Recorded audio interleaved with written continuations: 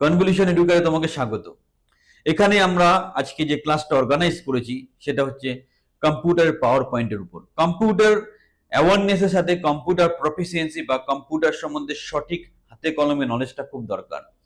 তো কম্পিউটার পাওয়ার পয়েন্টে গিয়ে আমরা দেখে নেব যে কি করে স্টেপ বাই স্টেপ একটা নতুন ফাইল ক্রিয়েট করতে হয়, কি করে একটা প্রেজেন্টেশন তৈরি করতে হয়, খুঁটিনাটি প্রত্যেকটা বিষয়, এবং সেটার ব্যাপারে আমাদের অভিজ্ঞ স্যার অমল স্যার একটা বিস্তারিত ক্লাস নেবেন। ক্লাসটা শেষ পর্যন্ত ফলো করো, তোমার খুব কাজে লাগবে এবং দারুণ উপকার হবে তোমার এই ক্লাসটার জন্য। অমল স্যার এই কম্পিউটার ফিল্ডে দারুণ অভিজ্ঞ একজন টিচার এবং উনি আজকের ডেটে প্রায় 20-25 বছরের অভিজ্ঞ। সো কম্পিউটার প্রফিসিয়েন্সির ব্যাপারে তার অনেক নলেজ আছে। তো স্যারের ক্লাসটা মন দিয়ে দেখো এবং আরো কিছু জানতে হলে কমেন্ট করো, আমরা তোমাকে সহযোগিতা করব। এর তৃতীয় অংশটায় যাব, যেটাকে বলা হচ্ছে পাওয়ার পয়েন্ট। পাওয়ার পয়েন্ট কি জিনিস? এটা হচ্ছে মাইক্রোসফট অফিসের আরেকটা অংশ বা আরেকটা সফটওয়্যার, এর মধ্যে আরেকটা সফটওয়্যার বলতে পারি।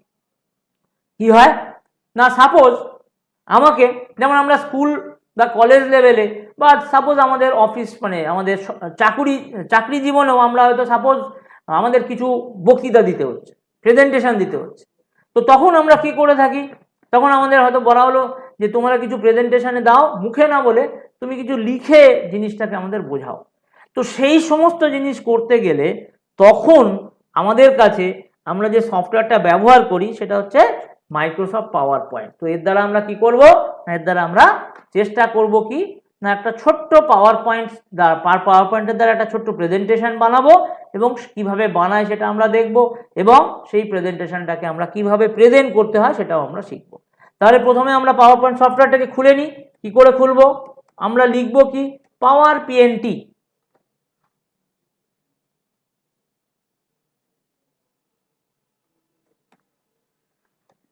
ঠিক আছে, আমরা কি লিখলাম? পাওয়ার পিএনটি। তাহলে এবারে পাওয়ার পিএনটিকে আমরা এখানে ওপেন করলাম।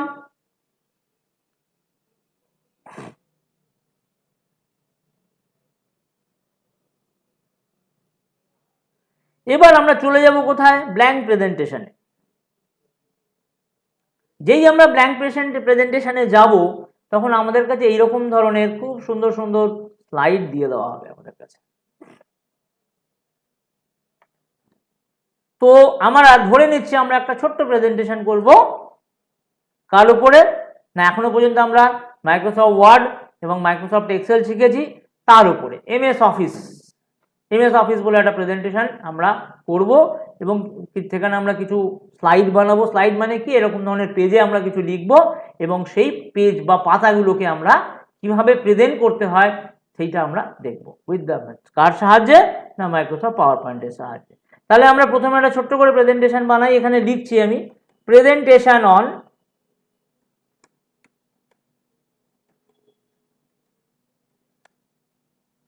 MS power point. আমরা নিশ্চয়ই জানি এমএস মানে মাইক্রোসফট।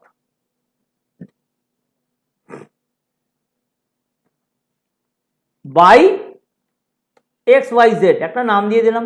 তো এইভাবে আমরা কি করলাম না, আমরা একটা ছোট্ট নিজের স্লাইড বানিয়ে নিলাম। ঠিক আছে, এবারে আমাদের কি করতে হবে? আবার কি করতে হবে? একটা নতুন পাতা অ্যাড করতে হবে বা স্লাইড অ্যাড করতে হবে। তো আমরা কোথায় যাব? এই যে হোমের মধ্যেই একটা খুব সুন্দর সুযোগ আমাদের দেওয়া হয়ে থাকে, নিউ স্লাইড বলে। এবারে প্রশ্নটা হচ্ছে আমি কোন স্লাইড নেব। এটা সম্পূর্ণ রূপে নির্ভর করে যে মানে ডিজাইনটাকে বানাচ্ছে তার উপর। আমরা এখন যে প্রেজেন্টেশনটা বানাবো সেখানে কি না, আমরা কি করব? আমরা একটা হেডিং দেবো, সেখানে ছোট ছোট কিছু পয়েন্ট লিখবো যে কার কি কি বিষয়ে আমরা ডিসকাস করতে চাই। তাহলে আমার মনে হয় এই স্লাইডটা নেওয়া ভালো, যেখানে আমরা একটা টাইটেল লিখবো। যেমন আমি লিখে দিলাম topics two B covered.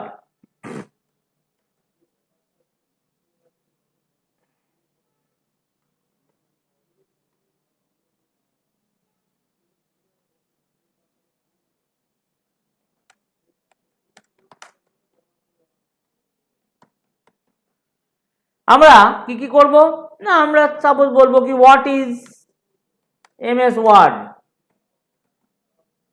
Next পয়েন্টে কি লিখবো? অ্যাডভান্টেজ বা what is advantages of MS Word. আমরা কি করব, what is MS Excel, advantages of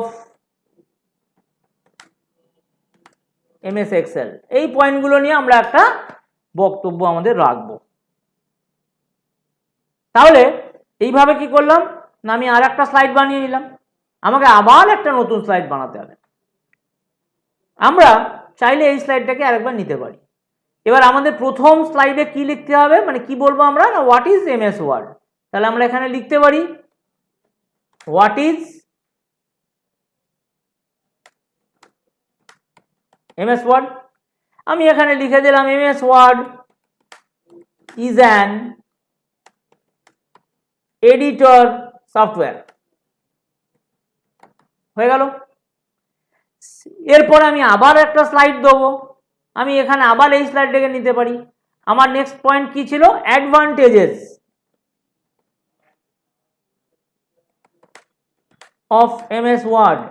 MS Word কি কাজে লাগে, কি করব, কাস্টমাইজেশন পারপাসে আমরা লাগাতে পারি, কাস্টমাইজ দ্য ওয়ার্ডস, এটা একটা বললাম। আরো কিছু হয় এরকম ভাবে আমরা প্রত্যেকটা দিয়ে যাবো একটা করে অ্যাডভান্টেজ, যতগুলো আমাদের সম্ভব হয়। সেরকমই আমি আর একটা স্লাইড বানাবো, হোয়াট ইজ এমএস এক্সেল। আমরা এখানে বলতে পারি MS Excel is a spreadsheet software.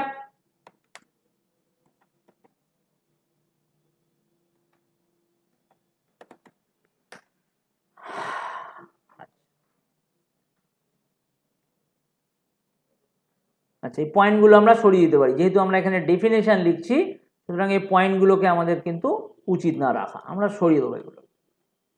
আচ্ছা, এরপরে আমরা কি করব না, আমাদের আবার একটা স্লাইড দেবো যেখানে অ্যাডভান্টেজ।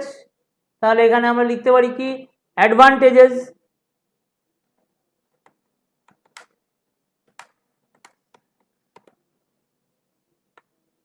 আমি লিখলাম we can do any type of calculation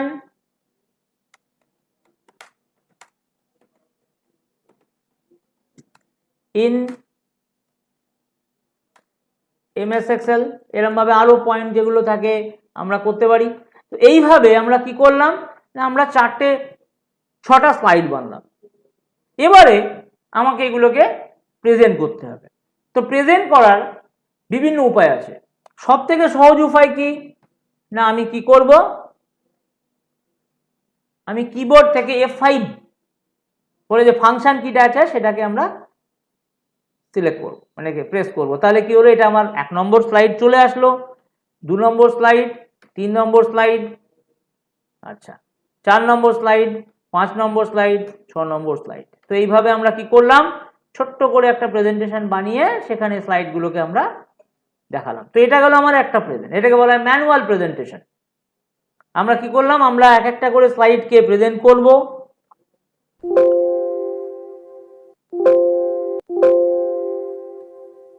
এবং মাউস দিয়ে বা ল্যাপটপের যে অ্যারো কি থাকে সেখান দিয়ে, রাইট অ্যারো কি দিয়ে আমরা কি করব না, আমরা একটার পর একটা স্লাইডকে দেখাবো।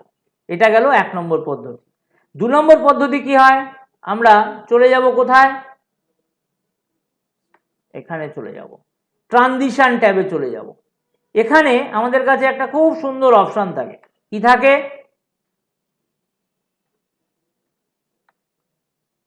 অন মাউস ক্লিক, যে অ্যাডভান্স স্লাইড বলে থাকে, অন মাউস ক্লিক। এতক্ষণ আমি কি বলছিলাম যে হ্যাঁ মাউস ক্লিক করে তুমি যাবে, এটাকে সরিয়ে দেবো। এবার আমি কি করব, বলবো আফটার, একটা ডিউরেশন মেনশন করবো, সে 1 সেকেন্ড 2 সেকেন্ড পরে পরে। তারপরে বলবো কি অ্যাপ্লাই টু অল। তাহলে কি হলো, যতগুলো স্লাইড আমি বানিয়েছি সবগুলোয় একই জিনিস চলে আসলো। এবারে আমি আমার প্রেজেন্টেশনটাকে শুরু করি। এই যে এখানে কিন্তু আমাকে আর কিচ্ছুতে হাত দিতে হবে না, ও নিজে থেকেই শুরু করেছে, শুরুটা আমি করে দিয়েছি। তারপরে ওই 3 সেকেন্ড পর পর ও স্লাইডগুলোকে এক এক করে আমাকে দেখাতে থাকবে, এবং যখন আমি লাস্ট স্লাইডে বা শেষ স্লাইডে পৌঁছে যাব ও নিজের থেকে আমার প্রেজেন্টেশনটাকে বন্ধ করে দেবে।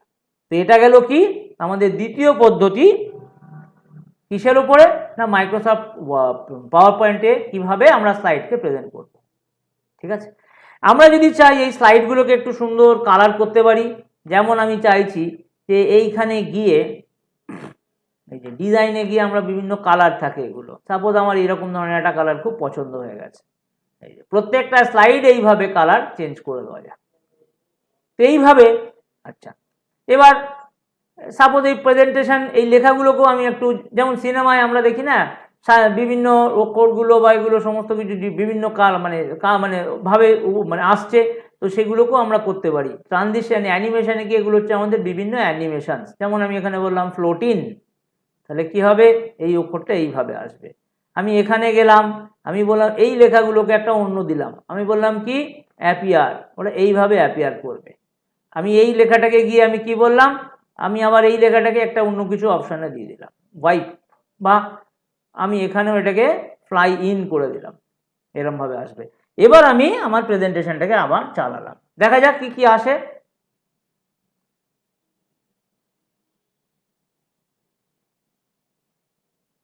এই যে এইভাবে আমার প্রেজেন্টেশনগুলোকে আমরা করতে পারি, খুব মানে স্লাইডগুলোকে। তো পাওয়ার পয়েন্টের দ্বারা এরকমভাবে সুন্দর প্রেজেন্টেশন, তাতে কিছু ব্যাকগ্রাউন্ড, খুব কালার ইফেক্ট, ডিজাইনিং এফেক্ট, এই সমস্ত দিয়ে আমি আমার পাওয়ার পয়েন্টে প্রেজেন্টেশন বানিয়ে সেগুলোকে দেখাতে পারি। এবার যদি মনে হয় আমি এটাকে সেভ করে রাখবো, সেটাও যথারীতি সেভ করে রাখা যায়। একই পদ্ধতি, একই প্রসেস, আলাদা কিছুই না।